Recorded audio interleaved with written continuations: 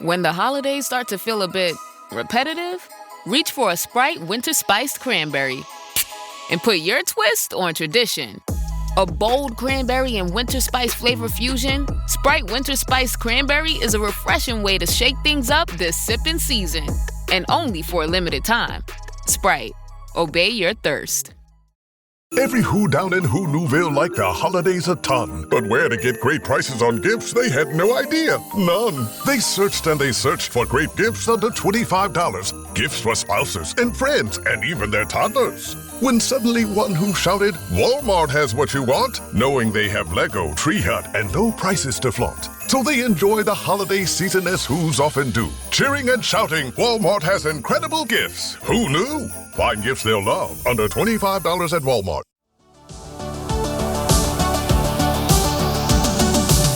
Welcome to the Dr. Raj podcast with Dr. Raj Dasgupta, a show all about educating patients, students, and aspiring doctors about better patient care. Dr. Raj is a quadruple board-certified physician and associate professor at the University of Southern California. He was a co-host of the TNT series Chasing the Cure with Ann Curry, as well as a regular on the TV show The Doctors. And now, here's our show.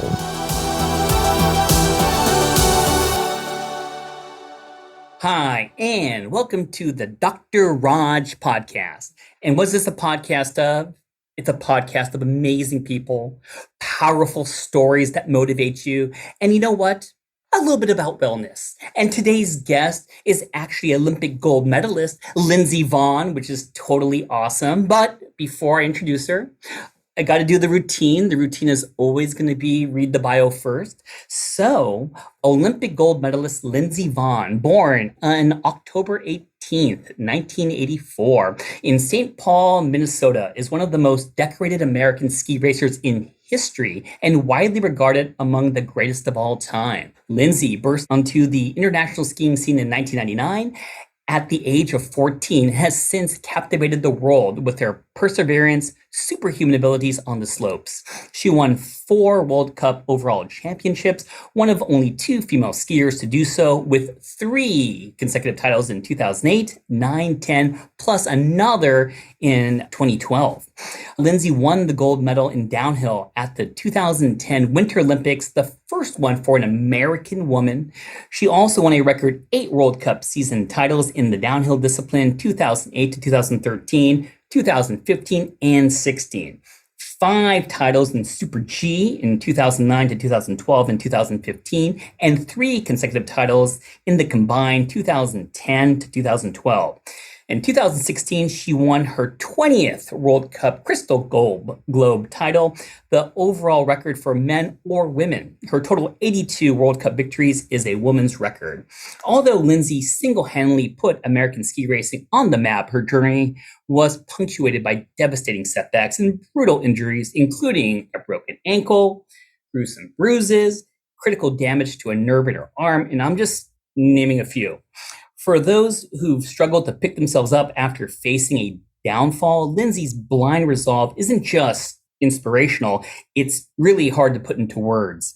Her fearlessness is what made her successful and what pushed her past genuine limits. Lindsey is also a New York Times bestselling author for her 2016 debut novel, Strong is the New Beautiful, Embrace Your Natural Beauty, Eat Clean, and Harness Your Power, and has served as an International Games Ambassador in the 2018 Winter Olympics, and is also the founder of the Lindsey Vonn Foundation, which supports girls through scholarships, education, and athletics. In 2019, February, Lindsey announced her retirement from ski racing, and that same year commemorated her final season with the release of her HBO documentary, Lindsey Vonn, The Final Season. Since her retirement, Lindsey has launched a production company seeking to chronicle stories of sports, women, and determination. She has released her memoir, Rise, My Story in 2022, detailing her years as a professional skier, as well as her struggles with mental health. As an extra thrill, she added the title of host to her resume with the premiere of the Amazon Prime Video show The Pack, where Lindsey and her dog Lucy host a global family-friendly reality competition series. With her vast social media following, growing portfolio of books, TV projects, investments, and commitment to her namesake foundation, Lindsey looks forward to the next chapter of her life as she continues to build her legacy and empower women of all ages across the globe. Her motto at the end is follow your dreams. If you have a goal and you want to achieve it, then work hard and do everything you can to get there. And one day it will come true. And with that being said, Lindsey, what's up? How are you? Hey, I'm good. How are you? Thanks for having me. Oh, I have to say the pleasure is all mine. It's so weird when I see the heroes on TV when I was cheering you on and skiing, and now you're on my podcast. This is cool. Well, it's great to be here. I appreciate it. All right. So I kind of broke this up into the get to know you questions. Then I want to kind of go a little deeper from there. So, let's start off with something kind of easy. So growing up, did you kind of always wanted to be an athlete? I mean, honestly, I wasn't really good at anything else. I tried a lot of sports growing up. I just loved skiing right away. I tried soccer. I tried figure skating. I tried gymnastics. This wasn't really for me. And then once I got into skiing, I just loved it. And I knew that's what I wanted to do. And when I met Peekaboo Street, who was my hero growing up, she really solidified that goal for me and made me really focus on the Olympics. And so I guess I set my goals pretty early in life. But yeah, well, it was never really a question for me since it happened so early. Well, of all the sports, going 85 miles per hour downhill skiing, why couldn't you just pick something safer like curling? You know what I mean? Like, why do you want to? I'm driving 85 in my car and I'm freaking out. Why did you pick that sport specifically?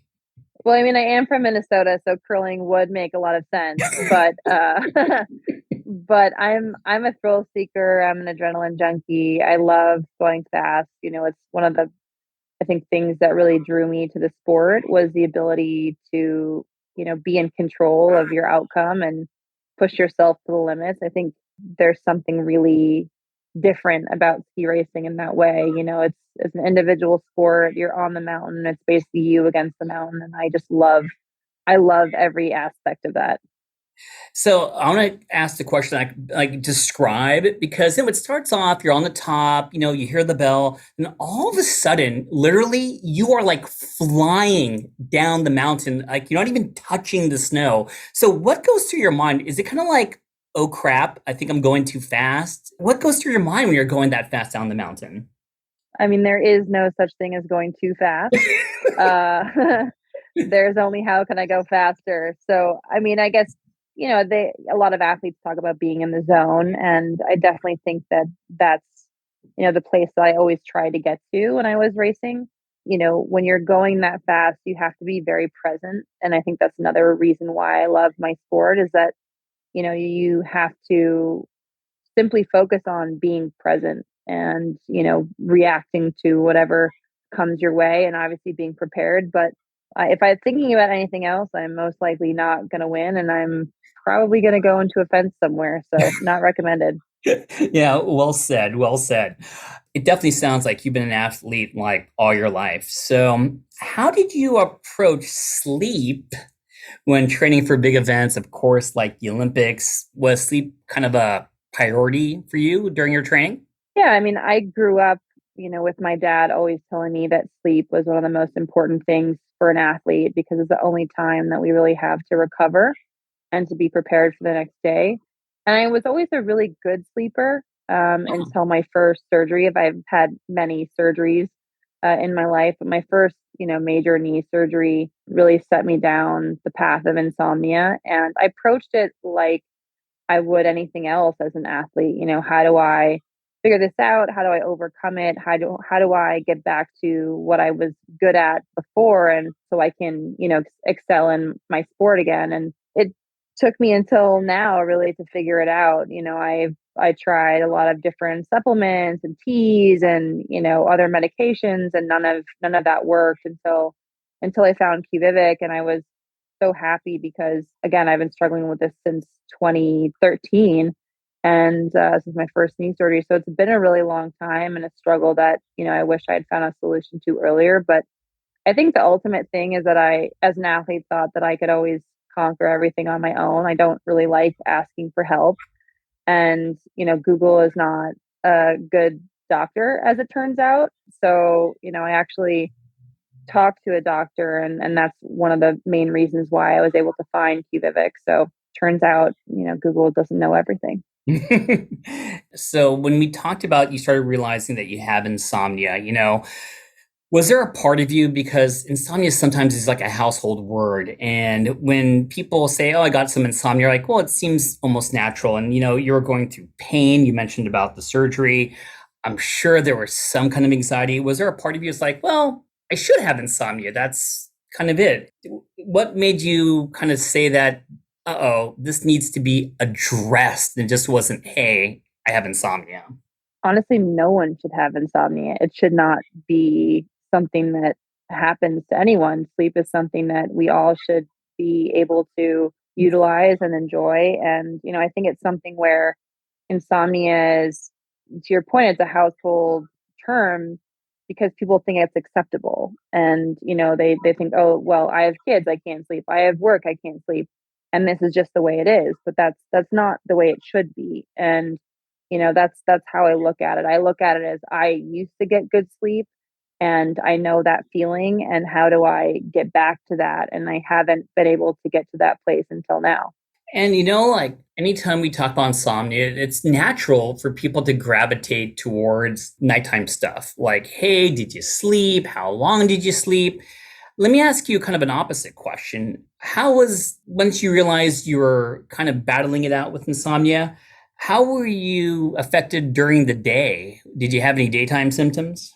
Yeah, I mean, when you don't sleep well, my brain just wasn't functioning the way it should be, and the way it was before. I would be tired, and when you're going 85 miles an hour down a downhill, it's kind of important to be able to be clear-minded and focused. And when you don't sleep well, that definitely affects your performance and also my safety.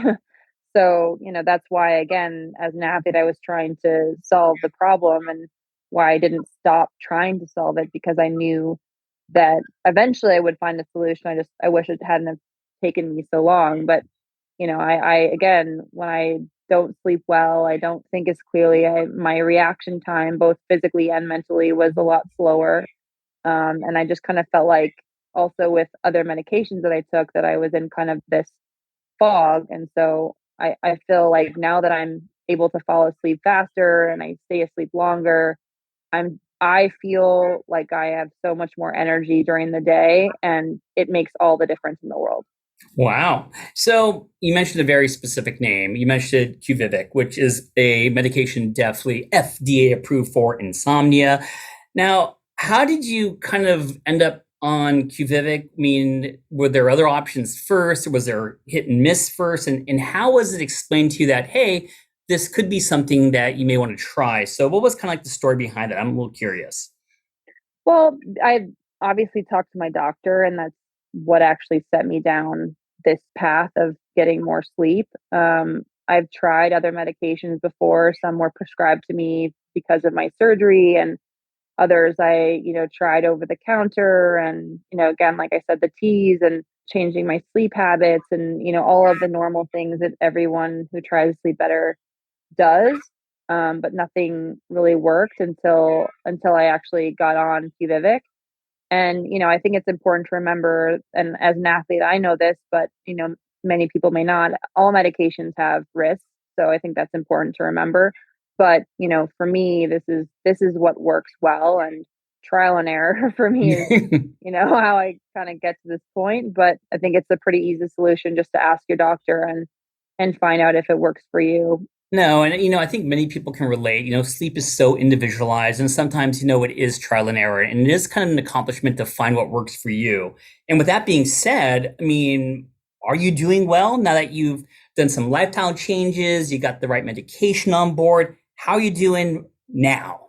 I feel great. I think life has changed a lot for me since I retired from ski racing, and I actually had a harder time falling asleep when I stopped racing and before I got on QVivic. And now I just feel, again, because I'm able to fall asleep faster, stay asleep longer. I have more energy in the day, and I just feel like I'm able to accomplish all the things I set out to do. When I wake Yeah. up tired and I don't sleep, I'm a very goal-oriented person, and if I I can can't tell. start checking off the box on my goals first thing in the morning, I don't get nearly as much accomplished. So, I definitely feel like I'm a lot more productive, and I need to accomplish things in the day, to kind of feel that's just how I operate, to feel good about myself, and I definitely am able to do that now, which is really nice because I have a lot of things I wanna do in my life, and I am just beginning.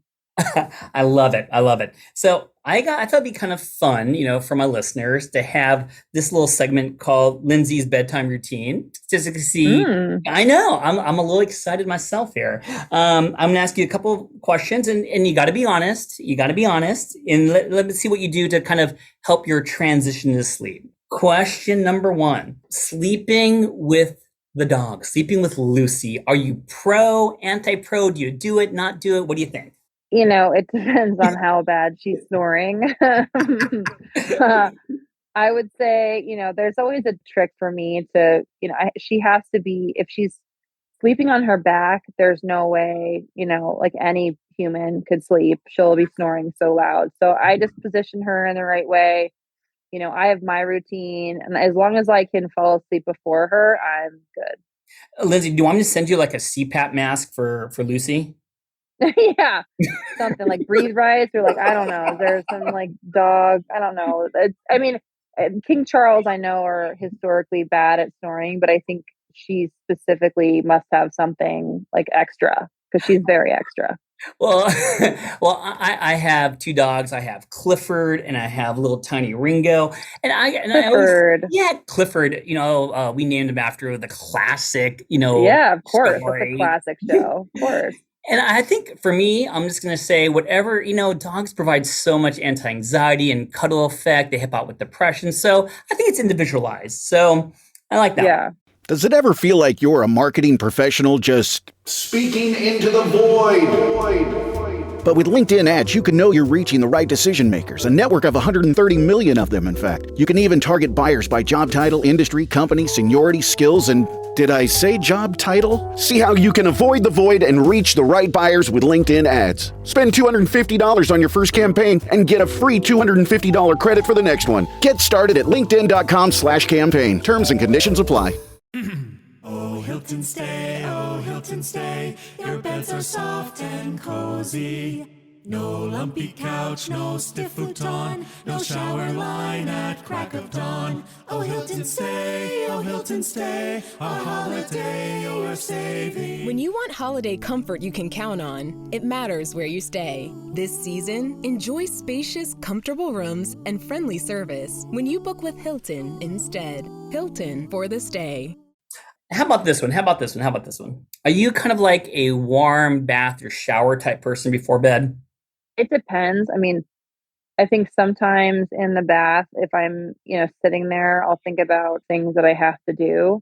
Like the next day, I think my mind is a dangerous place. So if, I don't want to let it run wild, so sometimes it's important for me to not sit there and think about, my goals and aspirations, just to kind of veg out. I actually like watching TV, but not in bed. I like to kind of Ooh, wind down with yeah. Law and Order on the sofa with my dogs. And then, once I'm wound down and the murder's been solved and, everyone's happy, then, and also ice cream, then I can go to bed, get into bed and like be relaxed. And for me, that's helpful. But I definitely can't watch TV in bed.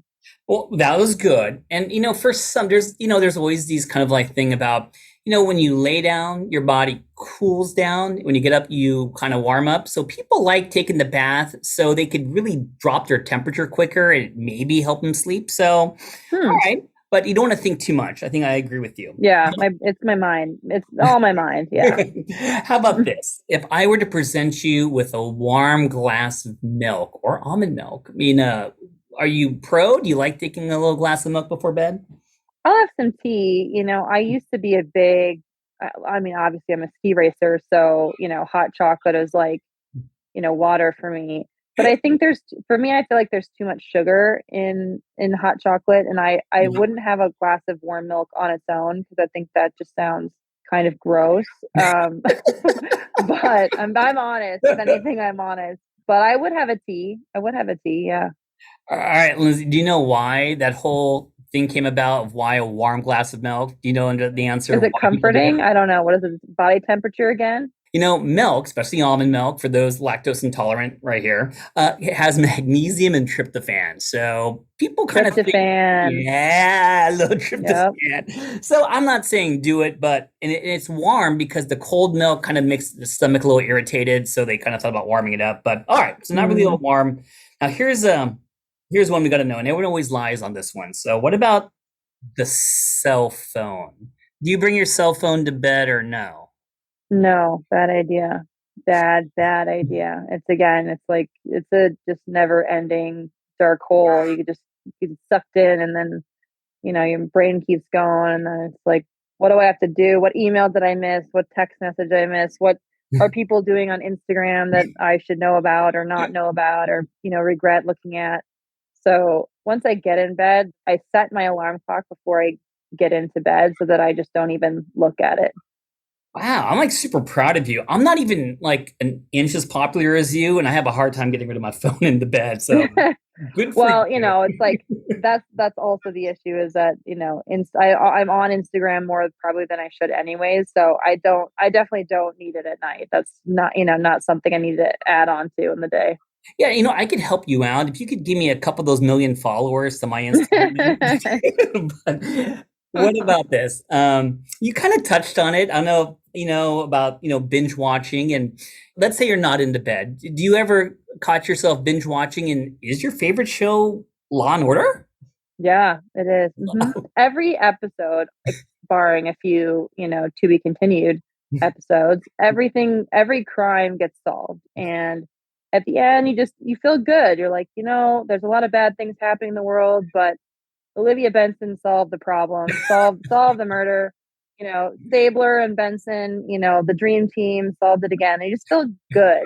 I don't generally binge watch Law and Order because generally speaking, I've seen every single episode.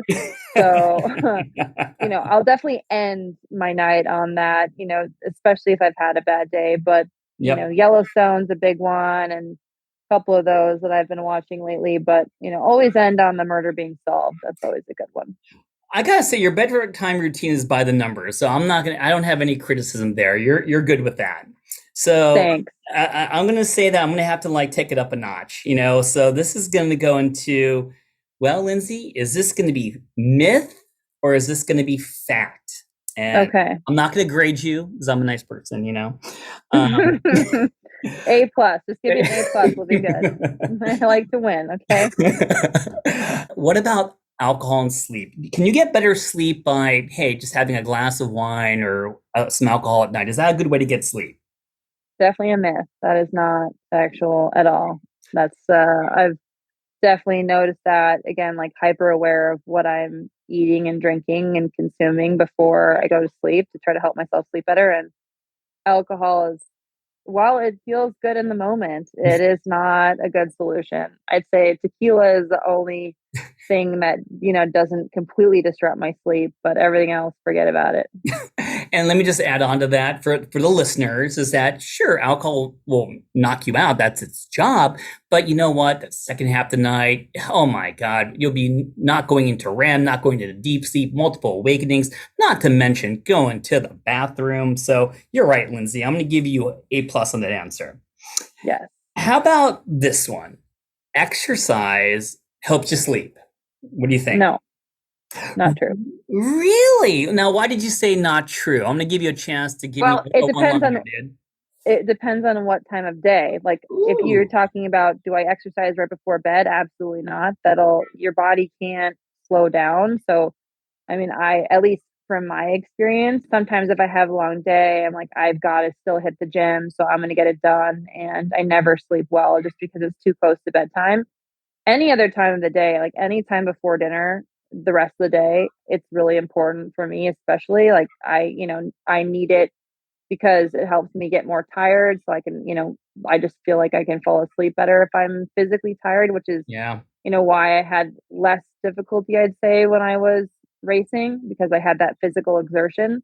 But it's just good for overall health. I think you've got to have exercise in your life. Well said. And I think I'm more on the yes, because you're right. Exercise, we all could use it. It helps out with stress, anxiety, mental. And, there was that stigma about don't exercise late at night. And I think the caveat to that is if you are a super athlete like Lindsey Vonn, Michael Jordan, sure, you don't want to do those type of workouts, but exercise when you can. And I think the rule of thumb for my patients, I tell them try to do it in the morning. And if you live in a nice area, a good place, good weather, try to get outside and do it. So I think exercise is a good thing. I think we're on the same page. But I do think that going for a walk after dinner is really helpful because it helps, process your food, which I always watch my insulin spikes because that will also disrupt my sleep. So, if I have dessert at night, which, may or may not happen often, I like to walk my dogs, after my Law and Order crime has been solved and, just a couple of minutes to move and kind of help flush out the sugar will help me sleep better. So if it's dessert time, are you going to grab the Sour Patch Gummy Bear or the Choco Taco? Ooh, Choco Taco sounds good. I know. Sour Patch Kids, I only have when I'm at the movies. Okay. It's the only time I ever have them. And it is, a guilty pleasure that I am not shy to admit. I love it. All right, back to our game. What about screen time? Is screen time a nice way to kind of transition to sleep and wind down at the end of the day? No. Well said. You didn't even hesitate on that one. It's a hard no. I agree. We'd like to believe that it is, but it's not. I agree. And, especially even for me, I have 3 kids. So, it's taking away those iPads, trying to do some reading. So I don't think we have to belabor this point. You're spot on. This one might get you. Can you make up for lost sleep? I've always tried to, when I was not sleeping well before, I would try to catch up by, taking naps because I'd be so tired. I'd try to take cat naps sometimes, but I never actually felt like I could catch up. I think a couple of good nights sleep will help, but it's more of a long-term strategy of trying to sleep more is better. 100%. And I think that I wanted just to add in this for everyone is that there's something called the sleep debt, and it kind of builds up. If you have 1 hour of sleep debt on Monday, then 1 hour on Tuesday, you can do the math. It builds up throughout the week. And there's this misnomer that, hey, I can just make up for it. And by Wednesday, if I'm 2 hours of sleep debt, let me just sleep 2 extra hours. It's not a 1-to-1. So you're right, Lindsey. It's all about prevention. It's all about the chronic, what happens to you long-term with being sleep deprived, and it's not good. So the answer is no. You're right. You can't make up for lost sleep. What about napping? So you have insomnia. Is napping a good way to offset the insomnia, Lindsey? No, I usually felt like it felt good in the moment. Sometimes I would even wake up groggier than I was before. And then again, it would repeat the cycle of not helping me sleep at night. So I'd say if I had to, I would, but it's better to just sleep longer at night, in my opinion. I agree. That's a definite myth right there too. Just like the one before was the myth. It's like if someone who has insomnia, you want them to build up that drive to sleep during the day. And if you're just napping because you have insomnia, you're taking away that drive to sleep at night. Don't get me wrong. I think if someone out there is listening, they're sleep deprived, that's a different story. But you're right. Napping is not the solution for insomnia. And now I'm going to throw a rogue question out here, Lindsey. If you were to nap, how long do you think a nap should be, Lindsey? Give me a number. I always thought that, 45 minutes was good. Anything longer than that, and again, I would wake up more groggy. I think anything less than 20 minutes, I didn't really feel any benefit from whatsoever. Yeah. Is that right? That's just from my personal experience. But. No, don't worry. That's why I love doing this, because you're super honest. So I'm going to say, if you had to be by the numbers, and I'm sure someone's yelling it out right now, a nap should be around the 20-minute zone. Why? Is because you want to stay in the lighter stages of sleep. If you nap too long, you go into some of the deeper stages. It's not nap anymore. It's like literally sleep. But sleep is always individualized. You definitely don't want to nap if you have insomnia, like you said. But for most, I would say a nap's going to be around that 20-minute, maybe 30-minute zone. So you're not too far off. I'm still going to say you're one of my favorites. All right. Cool. And I threw that one out of nowhere. So I kind of put you off guard. So now, what about this one? This is the last myth or fact. If you can't sleep, should you get out of bed? I mean, I don't. I try not to. I'll painfully sit there awake, just trying to, if I can keep my heart rate down. Anytime I get up, then my heart rate goes up and my body temperature goes up, and then, you're making things more difficult on yourself. So I always try to just have anything I need. Like if I have my water and, I have a book or something just in case, but I try to always keep my heart rate down. So if I can sleep, I mean, again, now I'm sleeping better, but before, I was always prepared for the stare at the wall situation. Now, make sure you still like me, but the answer here on this one, it's going to be kind of factual. Why? There's something called cognitive behavioral therapy. And one of the most important parts of that is remembering to everyone that the bed is only meant for sleeping. So we kind of give a rough estimate because we don't want you to clock watch that if you can't fall asleep within 15 to 20 minutes, we really encourage leaving the bed and trying to do things non-stimulating in some dim light and only go back to bed when you're ready to sleep.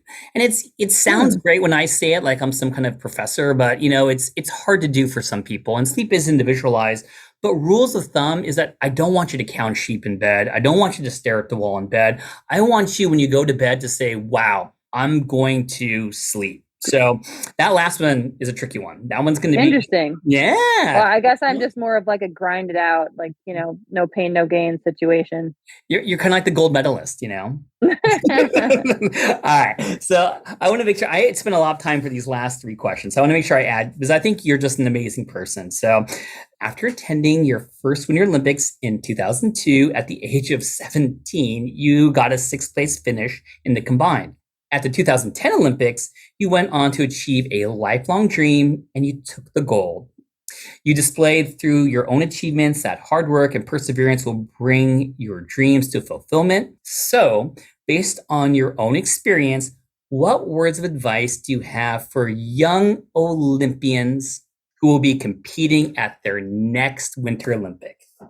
I mean, I think I would say to any young person that wants to achieve anything in life, I think the most important thing is sticking to what you believe and believing in yourself.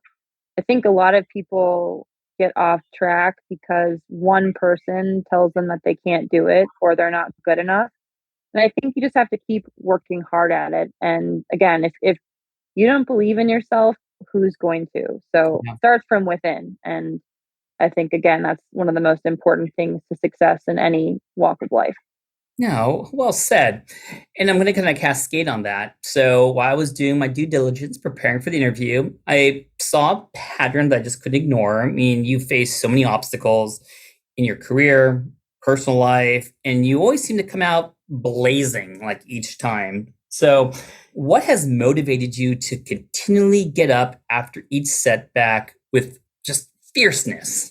Everyone has obstacles in their life, whether it's physical, mental, emotional, whatever it is. We all have things that we need to overcome. And I think for me, my adversities, I use them as an opportunity to get stronger, to get better.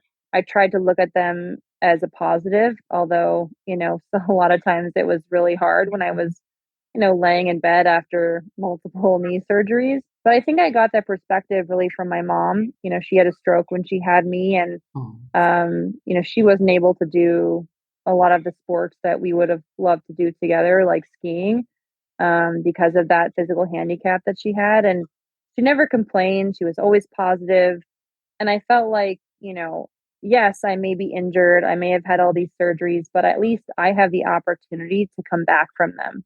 And that is lucky. That is, and I think that's the perspective that really, really helped me in my life, not just in my skiing career, just having that perspective that every day is an opportunity to be better. And just once again, cascading on that answer, I wanted to ask you, you've been super open about struggles with transition to retirement, and we smallly kind of touched based upon that.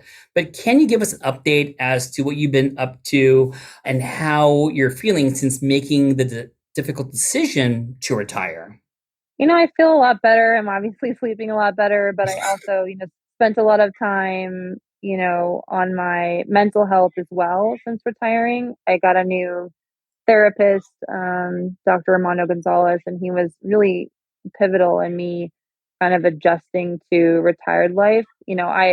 I'm the kind of person, like I said before, like I have goals every single day. It's not like I had a lack of motivation or a lack of things to do or a lack of goals, but just life without the one thing that I love doing was a lot different than I expected it to be. So, I feel like now I'm in a really great place. I have a lot going on that's really positive. I have my production company. My second book came out a little while ago. I have my ski line, my goggle company, my foundation, which has brought me so much purpose and joy helping kids. So I have a lot to be thankful for, a lot to be proud of, and again, like my mom always said, today is another great day and another day for opportunity. We make a great combo here because you kind of lead me to my next question so nicely. So, I have 3 kids. I have 2 girls, and my oldest wanted to ask this question because she's always wondering, what am I preparing for at night, So you created the Lindsey Vonn Foundation in 2015 with the intention of helping young girls achieve their dreams. So can you tell us a little bit more about the foundation? I think that's so awesome that you did this, and how can we support it? And what are your goals for 2023 and beyond?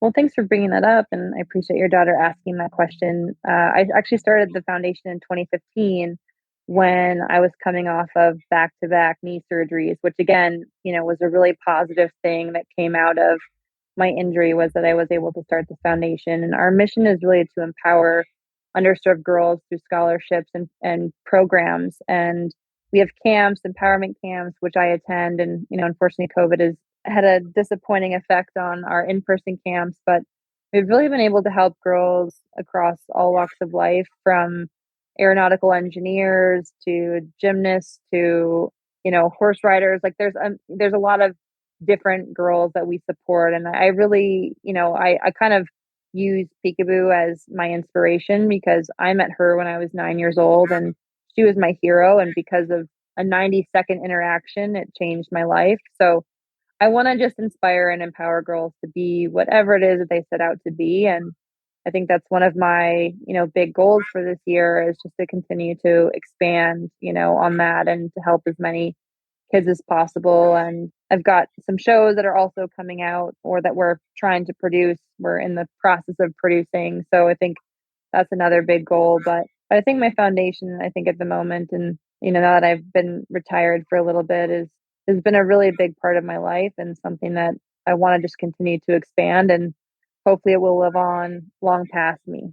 Well, Linz, you don't see it on this side, but I'm a little sad because that was like my last question. And I really want to keep on going because you know what? I really, this is my first time talking to you. You're relatively cool. I like you. You're a nice person. Relatively?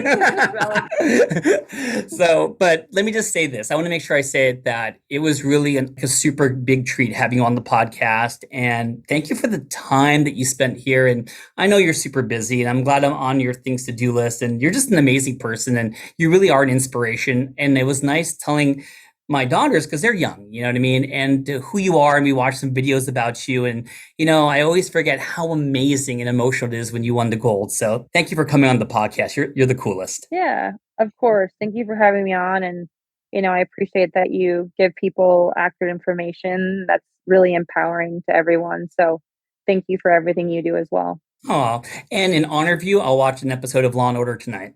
Yes, please do. Original is the best, but everyone loves a good SVU now and again. And that is our episode for the Dr. Raj podcast. And once again, I am still in awe. I love this interview, and stay tuned for the next episode. And thank you for listening. Bye, everyone. Bye. Thanks for listening. This has been a production of Ars Longa Media. Our producers are Madison Linden and Chris Brightigan. Our executive producer is Dr. Patrick Beeman. This podcast is for educational purposes only and not intended for medical advice. Ars longa, vita brevis.